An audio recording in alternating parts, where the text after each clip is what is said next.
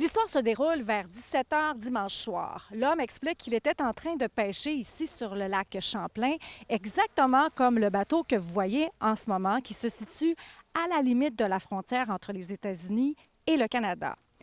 Il dit qu'il était en zone canadienne, il en est persuadé parce que ça fait 40 ans qu'il pêche ici. Coast Guard américaine m'ont abordé. Puis ils m'ont demandé d'éteindre mon moteur. J'ai éteint mon moteur, j'ai parlé avec. Je sais que je suis le côté canadien. Puis là, ils sont mis à être agressifs. J'ai essayé de me contrôler, puis pas... Mais là, les manées, ils sont à toi qui criaient après moi. Là. Puis ils me disaient que t'étais aux États-Unis, on va t'accoster, on va t'accrocher ton bateau après le nôtre, puis on va t'amener de l'autre côté. J'ai dit non. J'ai dit, si tu veux continuer à me parler, je vais partir mon moteur, je m'en vais direct au bord, là.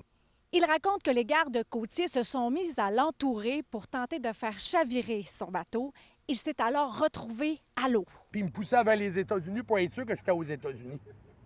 Puis quand j'ai vu qu'ils ont essayé de me pousser là, j'ai lâché le gaz, j'ai passé à côté d'eux autres. Ils ont fait, comme j'ai dit, 50-60 pieds plus loin.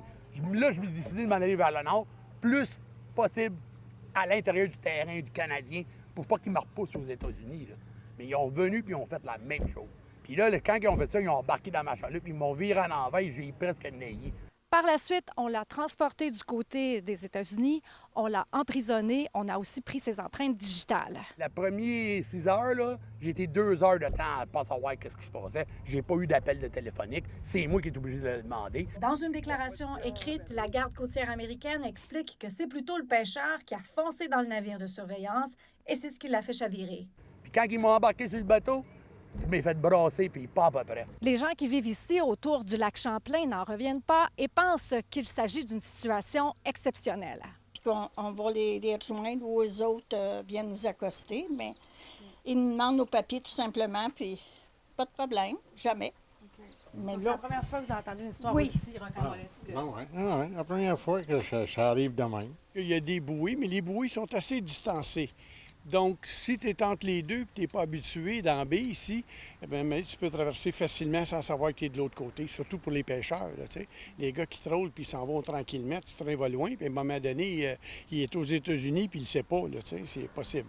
Est-ce que cette attitude-là que je vous ai décrite, ça vous étonne, vous? Bien, qu'il ait arrêté un pêcheur puis l'encercler, si le gars était juste en train de pêcher, c'était un petit peu poussé l'affaire. Pour sa part, la garde côtière assure que l'homme était en zone américaine quand il a été arrêté. Je n'en reviens pas. Je peux même pas t'expliquer. J'ai aucun mot. À Venise en Québec, Véronique Dubé, pour Nouveau Info.